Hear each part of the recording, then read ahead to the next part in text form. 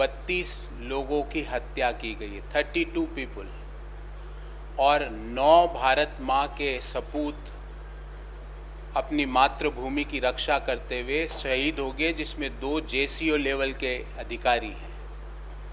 और सरकार क्या कर रही है? सरकार कर रही है यहाँ पे मीटिंग। हम सरकार से पूछना चाहते हैं कि 2 सप्ताह में ऐसा क्या हुआ कि 32 सिविलियंस, जिसमें सभी धर्मों के लोग, सभी प्रांतों के लोगों की हत्या की गई। और ये पहली बार हुआ है कि चुन चुन के हत्या की गई है। आज तक कश्मीर में, जम्मू में आतंकवाद होता था, पर कभी भी किसी से ये पूछ के हत्या नहीं की जाती थी कि तुम किस प्रांत के हो, यहाँ क्या करने आए हो। ये पूछ के ये हत्या का आधार नहीं होता था, पर आज हत्या का आधार है selective murder. I will call this as a selective murder. और ये क्यों हो रहा है? ये ऐसा क्यों हो रहा है कि जब जम्मू कश्मीर और लद्दाख तीनों पे डायरेक्ट होम मिनिस्टर का कंट्रोल है, home ministry is the incharge. Home minister साहब का अभी तक एक वक्तव्य नहीं आया। मुझे लगता है उनका ज़्यादातर समय गृह राज्य मंत्री को बचाने में ज़्यादा लगता है, और जम्मू कश्मीर के इश्यूज़ पे उनको अभी तक 32 लोगों की, सिविलियंस की हत्या कर दी गई और होम मिनिस्टर की तरफ से एक वक्तव्य नहीं। 9 भारत माँ के सपूतों ने मातृभूमि की रक्षा के लिए प्राणों की आहुति दे दी, होम मिनिस्टर का, गृह मंत्री का कोई वक्तव्य नहीं। इसका मतलब क्या है कि देश की सरकार जम्मू कश्मीर के इश्यूज को ना तो समझने में सक्षम है और ना उसमें कोई सुधार करने में सक्षम है। It means neither the government of India, under whose direct jurisdiction Jammu Kashmir is, neither they are able to understand the situation nor they can tackle the situation.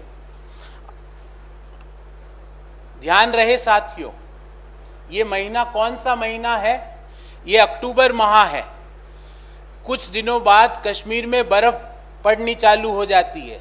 ये सभी लोगों के लिए पीक सीजन है, भले ही वो उद्योग हो, एग्रीकल्चर हो, हॉर्टिकल्चर हो। कश्मीर का सबसे पीक बिजनेस का सीजन ये अक्टूबर माह, सितंबर अक्टूबर माह माना जाता है।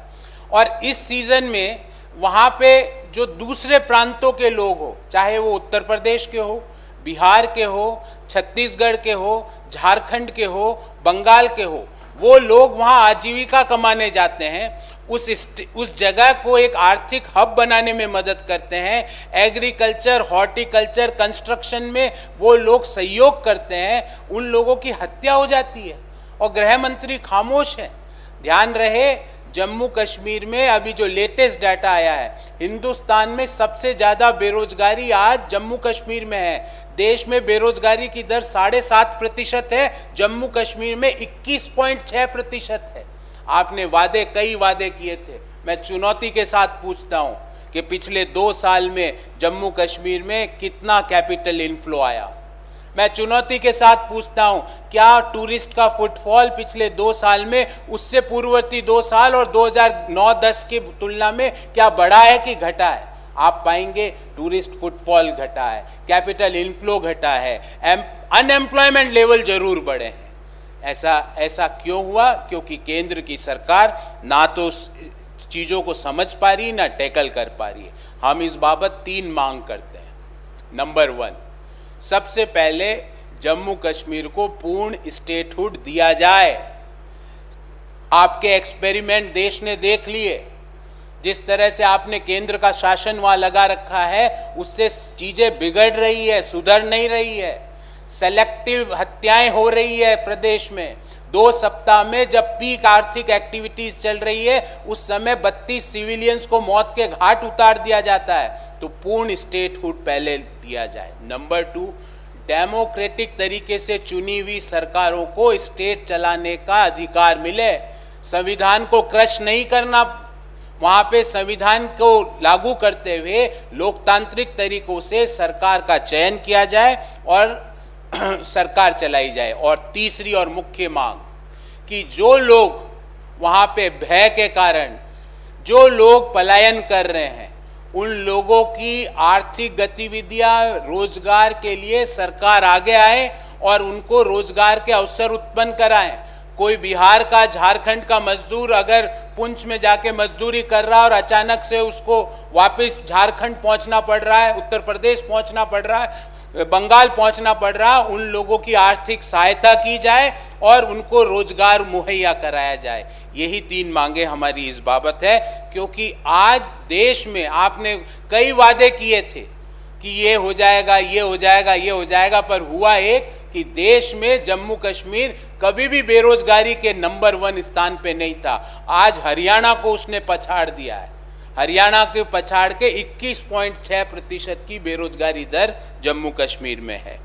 तो इस बाबत आपके कोई प्रश्न हो, कोई अन्य इश्यूज पे प्रश्न हो, तो मैं आपके सवालों का जवाब देने का प्रयास करूं। I will repeat it.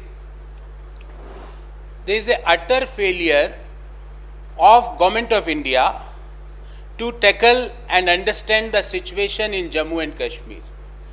In last 2 weeks, 32 civilians were killed and 9 soldiers, which include 2 JCOs, who gave supreme sacrifice while saving our motherland. Why we reached up to this situation? We have to understand that. Right now, Jammu Kashmir, Ladakh is in direct control and supervision of Home Ministry. Had we seen any statement by Home Minister on the situation which is prevailing in Jammu and Kashmir? He might be busy saving the Minister of State from going to jail. I think most of his time he is devoting there.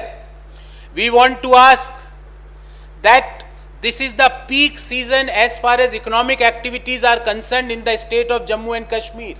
Whether it's a construction activity or horticulture or agriculture, this is the peak season of economic activity. And during this peak season, if these type of unfortunate events are happening and Home Minister is silent, under whose direct jurisdiction, under whose direct control Jammu, Kashmir and Ladakh is, why he is silent? Why he can't say what is the reason of these killings? And this is the first time in Jammu and Kashmir there is a selective killings.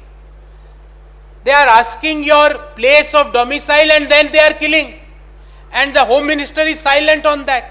It shows that Government of India had utterly failed to understand the ground realities in the state of Jammu and Kashmir.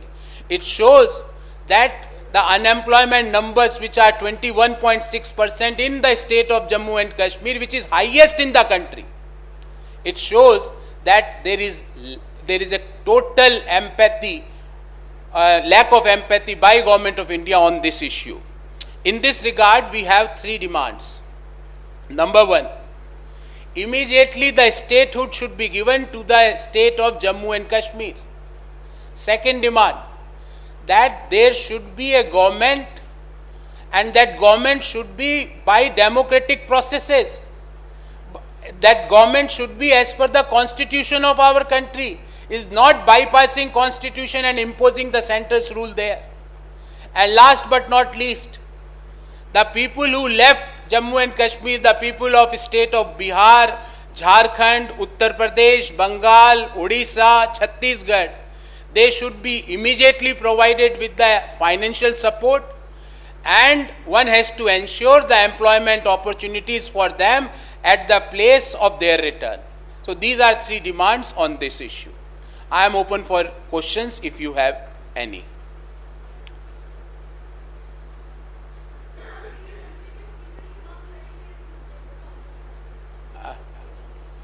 Okay.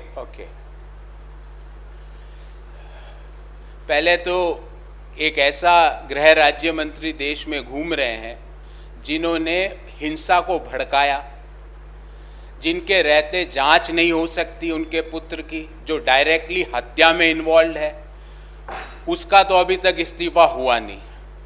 और यहाँ पे जो गृह मंत्री हैं, पता नहीं उनका समय कहाँ जाता है। How he invest his time, I don't know. As a home minister of the country, he is supposed to immediately speak on this issue, that why this had happened, what is the problems, what are the issues. thousands of people are returning back to their native places. We are asking Home Minister should come out and speak on this issue. Why in last 2 years the unemployment levels in Jammu and Kashmir reached at the top of our country, which was not there earlier? Why it had happened? When the average unemployment rate of our country is 7.5%, why in Jammu and Kashmir it is 21.6%? इन चीज़ों का उत्तर देना पड़ेगा आपको. आप हर question को लेके भाग नहीं सकते हैं. आज रहा सवाल इस्तीफे का, इस्तीफा तो उन्हें बहुत पहले ही दे देना चाहिए था. कई ऐसे इश्यूज हैं, वो आज उस कुर्सी पे बैठे हैं जहां सरदार पटेल बैठा करते थे, वो उस कमरे में बैठे हैं जहां सरदार साहब बैठा करते थे. क्या वो अपने आप को इस योग्य मानते हैं जिस व्यक्ति ने भारत को जोड़ने का काम किया? आज हमारे गृह मंत्री इश्यूज आफ्टर इश्यूज पे साइलेंट हो जाते हैं, कोई बात ही नहीं करते, कोई स्टेटमेंट ही नहीं देते. इसलिए हमारी मांग है कि स्टेटहुड तुरंत बहाल किया जाए, लोकतांत्रिक तरीके से चुनी हुई सरकार को वहाँ सरकार चलाने का काम दिया जाए, दिल्ली से सरकारें ना चले. और तीसरा कि जो लोगों ने पलायन किया है उनको तुरंत आर्थिक मदद, और जिस शहर, जिस गांव, जिस कस्बे में वो लौट रहे हैं वहां पे उनको रोजगार का साधन मुहैया कराना पड़ेगा. क्योंकि वो वेट कर रहे थे वो लोग सितंबर अक्टूबर में कि भाई सितंबर अक्टूबर में बम्पर एम्प्लॉयमेंट मिलेगा, क्योंकि हॉर्टिकल्चर का सीजन वही है, एग्रीकल्चर का पीक सीजन वही है, और कंस्ट्रक्शन एक्टिविटीज भी जितनी भी कश्मीर में चलती है वो अक्टूबर तक खत्म करनी पड़ती है, क्योंकि नवंबर से बर्फबारी चालू हो जाती है. तो उस सीजन में आपने उनको वहां से उनको पलायन करना पड़ रहा है. तो इसका मतलब जो बेरोजगारी है 21.6%, वो आगे और बढ़ेगी, क्योंकि आप तो साइलेंट हो. इश्यूज आफ्टर इश्यूज, 32 लोगों की हत्या हो जाती है सेलेक्टिव तरीके से, आप खामोश हो. 9 भारत मां के सपूत अपनी जान दे देते हैं मातृभूमि की रक्षा के लिए, आप साइलेंट हो. आप तो कुछ चू भी नहीं कर रहे.